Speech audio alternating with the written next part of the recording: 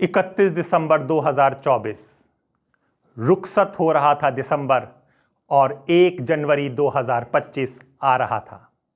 इसी बीच की जो दरमियान की रात थी, इस रात में राजधानी दिल्ली से कोसों दूर बीजापुर में एक आदमी को दूसरा आदमी कुल्हाड़ी लेकर सिर पर मारता है। जब उस आदमी के सिर पर कुल्हाड़ी पड़ती है, वो नीचे गिरता है। वहां मौजूद 2 और लोग चाकू लेकर आते हैं और गिरे हुए आदमी को मारने लगते हैं। ये मार इस तरह से पड़ रही थी कि जैसे ये बरसों की रंजिश हो, बरसों का दिल में गुबार हो, और फिर भी ये लोग नहीं रुकते हैं। उस आदमी की लाश को पास के सेप्टिक टैंक, यानी कि जहां पर लैट्रीन वेस्ट आता होता है घर का, वहां पर डाल देते हैं और उस पर प्लास्टर लगाकर बंद कर देते हैं। फिर 1 जनवरी आती है। एक शख्स पुलिस थाने जाता है और गुमशुदगी की रिपोर्ट लिखाता है। गुमशुदा था उसका भाई मुकेश चंद्राकर। अब मैं कहानी को यहां पर रोकता हूं और आपको कुछ पंक्तियां सुनाता हूं और फिर मैं इस कहानी पर आऊंगा। हरा नहीं ये गहरा हरा रंग है, मेरा नाम बस्तर है, मेरी जिंदगी जंग है, हजारों जिंदा इंसानों को खा गई है, कोख मेरी लेकिन पेट नहीं भरा है अभी, मनुष्य लोप का मेरे इतिहास मनुष्य जाति से अरबों वर्ष पुराना है, मैंने करोड़ों जीवों को एक दूसरे को लिलते देखा है और मेरे लिए पूर्णता नया अनुभव है। मेरी छांव में मनुष्य ही मनुष्य खो जाते हैं, लेकिन एक दिन वो भी आएगा जब मेरी गोद में रक्तपात रुक जाएगा। बंदूक बारूद कुल्हाड़ियों से छलनी मेरा घाव और लाल रक्त से रंजित मेरा हरा आंचल, मैं नभी धारा में अकेले धोती हूँ, संसार को ये शोक गीत सुनाती हूँ। हरा नहीं ये गहरा हरा रंग है, मेरा नाम बस्तर है, मेरी जिंदगी जंग है। ये लाइनें मुकेश ने लिखी थी। क्यों लिखी थी, किस लिए लिखी थी ये लाइनें? उसके बाद जब हमने उसकी पोस्ट देखी फेसबुक पर, तो हमें एक और चीज़ मिली, वो भी हम आपसे शेयर करते हैं।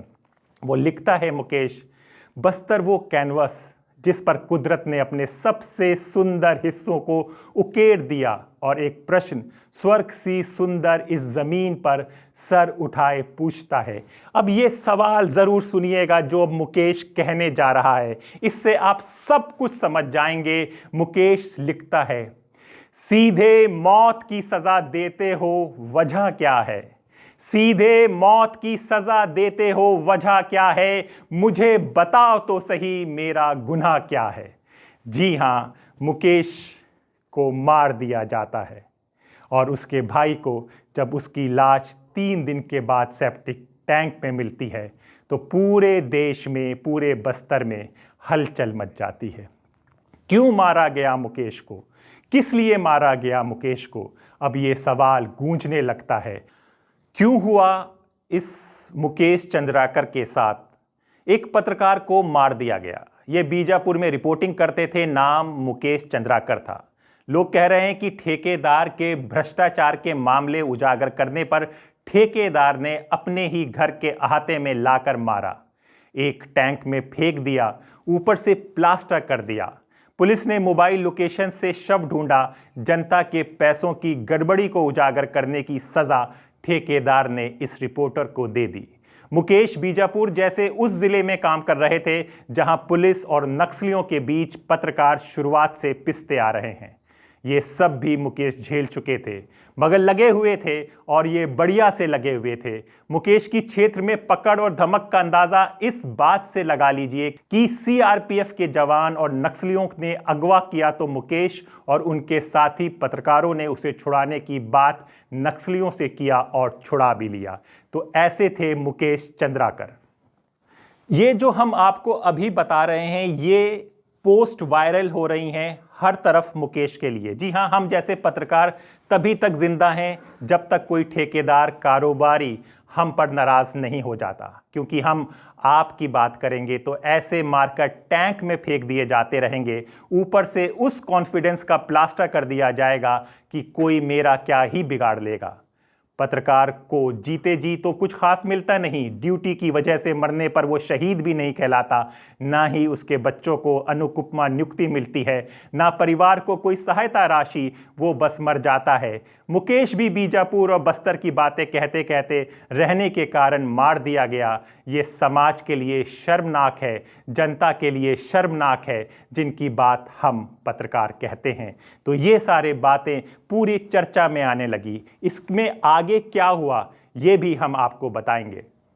फिर कुछ लोगों ने कहा पत्रकार मुकेश चंद्रकार की निर्मम हत्या के मामले को लेकर बीजापुर के पत्रकार और नागरिकों में एक साथ शहर को बंद किया, चक्का जाम किया।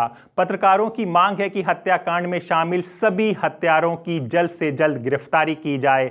पत्रकार इस हत्याकांड में बीजापुर एसपी और आरोपी ठेकेदारों के संबंधों की जांच और एसपी को तत्काल हटाए जाने की मांग कर रहे हैं। वो मांग इसलिए हो रही है क्योंकि बीजापुर एसपी 2 जनवरी की रात 3 बजे ठेकेदार सुरेश चंद्र की साइट पर गए थे। ये वही जगह थी जहां पर मुकेश को मारा गया था और यहां से 3 जनवरी की देर शाम मुकेश चंद्राकर की लाश बरामद हुई थी। लोकेशन की जानकारी देने के बाद भी एसपी उस जगह की तलाशी नहीं ले रहे थे। पत्रकारों ने एसपी को हटाने के बाद ही मुकेश के अंतिम संस्कार का निर्णय लिया था।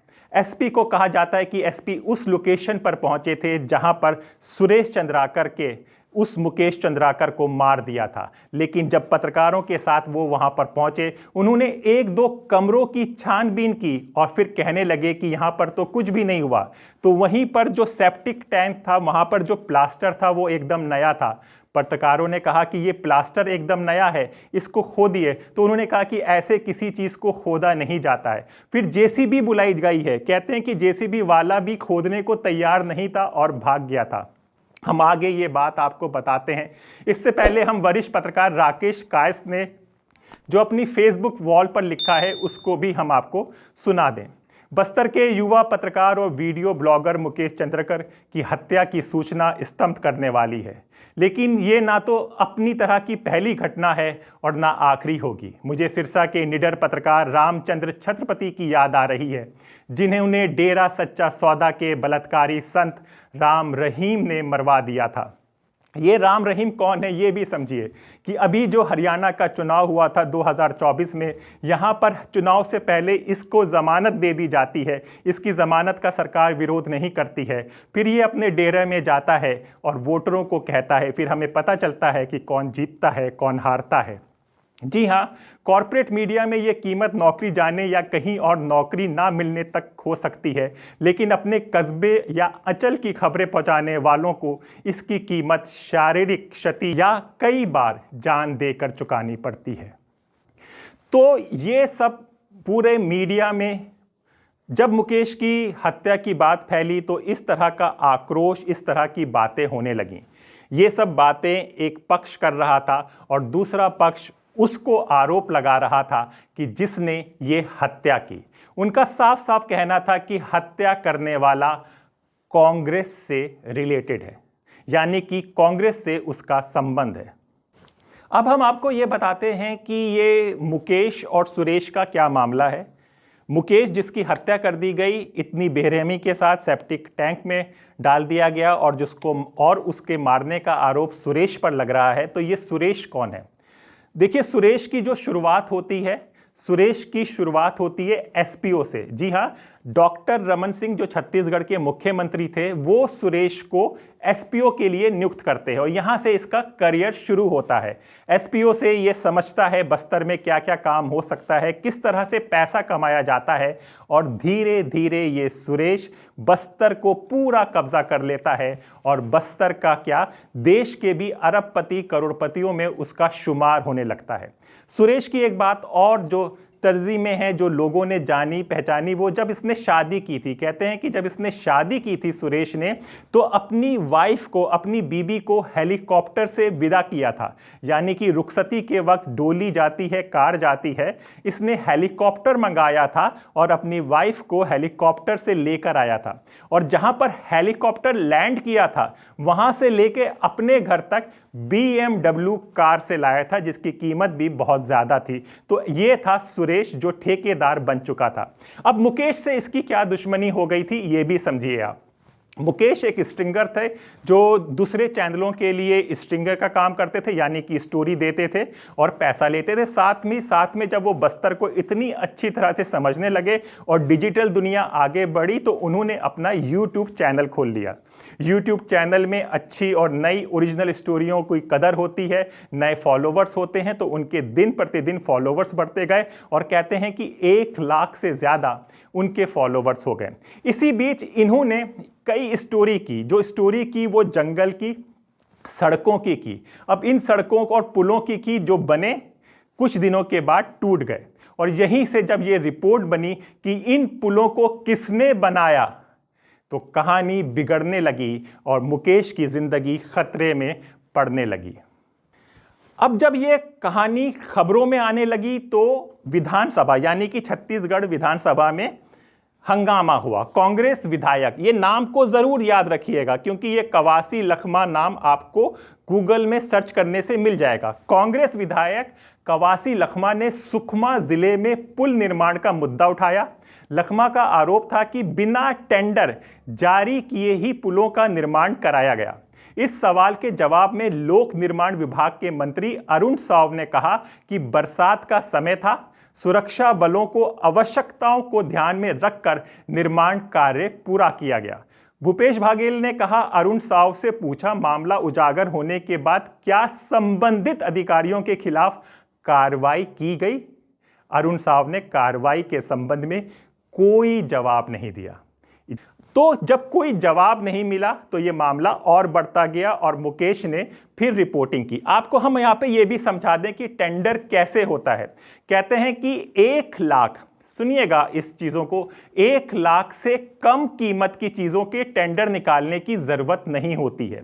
लेकिन सरकारी विभाग में अगर कोई काम होता है और उसकी कीमत 1 लाख को मैं बार बार कह रहा हूं, आप समझिएगा इसको, 1 लाख से ऊपर होता है तो उसका टेंडर निकालना जरूरी होता है। और अब मैं जो आपको बताने जा रहा हूं वो समझिएगा कि उस सड़क की कीमत, उस पुल की कीमत 1,20,00,000 रुपए थी और बिना टेंडर के वो दे दिया गया था। यहां पर भी नहीं, आप और बात सुनिएगा जो आपको और चौंकाएगी। 1,20,00,000 की कीमत की 90%, जी हां 90% पेमेंट दे दी गई थी पहले ही।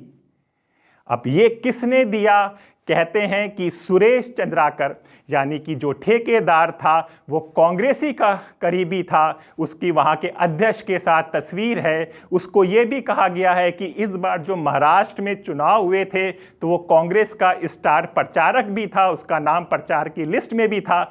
लेकिन हमें पता है कि छत्तीसगढ़ में अभी इस वक्त किसकी सरकार है। अगर उस सरकार ने इस सुरेश चंद्राकर को, जो कांग्रेस का इतना करीबी है, उसको इतना बड़ा टेंडर बिना टेंडर के और फिर 90% पेमेंट कर दी जाती है तो सवाल तो पूछा जाएगा, मुकेश भी पूछेगा और बाकी मीडिया भी पूछेगा। अब मुकेश की मौत हो जाती है, सुरेश को पकड़ लिया गया है। जी हाँ, ये 6 जनवरी को सुरेश को हैदराबाद से पकड़ा गया। कहते हैं कि ये अपने नंबर बदल बदल कर पुलिस को धोखा दे रहा था, कभी इधर जा रहा था, कभी उधर जा रहा था। फिर आखिरी में हैदराबाद में उसको SIT की टीम ने पकड़ लिया। और कहाँ पकड़ा? कहते हैं कि उसके ड्राइवर का घर वहाँ पर था, वहाँ पर वो छुपा हुआ था। अब इसको पकड़कर लाए हैं, अब इससे राज खुलेंगे।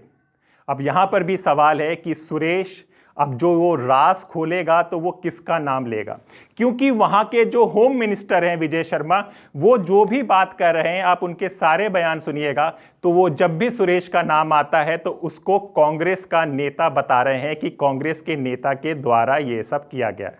अब सुरेश पकड़ा गया है तो सुरेश बताएगा कि वो कांग्रेस के कितने करीब था और बीजेपी के कितने करीब है। क्योंकि हम अब आपको एक और बात बता दें, अब एक मांग की जा रही है वहां के पत्रकारों से, वो ये कि सुरेश चंद्राकर जो पकड़ा गया है अभी हैदराबाद से, जिस पर मुकेश चंद्राकर के मारने का आरोप लगा हुआ है और कहा जा रहा है कि उसी ने मारा गया है और मारने का कारण वो सड़क निर्माण बताया जा रहा है, उसको सुनिएगा ये बात, उसको आज से 10 से 15 दिन पहले सीएम आवास में भी जाते हुए देखा गया है। अब उसकी सीसीटीवी फुटेज की मांग की जा रही है। ये मिलेगी कि कब मिलेगी, क्या होगा, ये देखना दिलचस्प होगा। लेकिन एक पत्रकार की मौत हो गई है, इसका जिक्र कम हो गया है। कांग्रेस, बीजेपी सरकारें आपस में लड़ रही हैं, एक दूसरे पे तोहमत लगा रही हैं, लेकिन पत्रकारिता आज के दौर में कितनी मुश्किल हो गई है। हम एक मीडिया संस्था में काम करते हैं तो सुरक्षित रहते हैं, क्योंकि हम बोली उनकी बोलते हैं जो हमारा लाला हमसे बुलवाता है। हम चाहें कि हम पत्रकारिता करें, हम स्वतंत्र हों और अपनी आवाज़ उठाएं, लोगों की आवाज़ उठाएं, तो हमको सेप्टिक टैंक में मार के गिरा दिया जाता है। तो हमें लगा कि मुकेश की बात बतानी ज़रूरी है, क्योंकि हम भी पत्रकार हैं। अगर कुछ ना कर सके तो उसकी ये आवाज़ उठाना ही हमारा फ़र्ज़ होता है कि शायद हमारी बात पहुँचे और आप लोगों को पता चले कि एक पत्रकारिता कितनी मुश्किल हो गई है आज के दौर में, और एक पत्रकार का जीवन कैसे होता है आज के दौर में। तो स्वतंत्र के साथ जुड़े रहिए, इस तरह की खबरें आपको आगे भी मिलती रहेंगी। नमस्कार।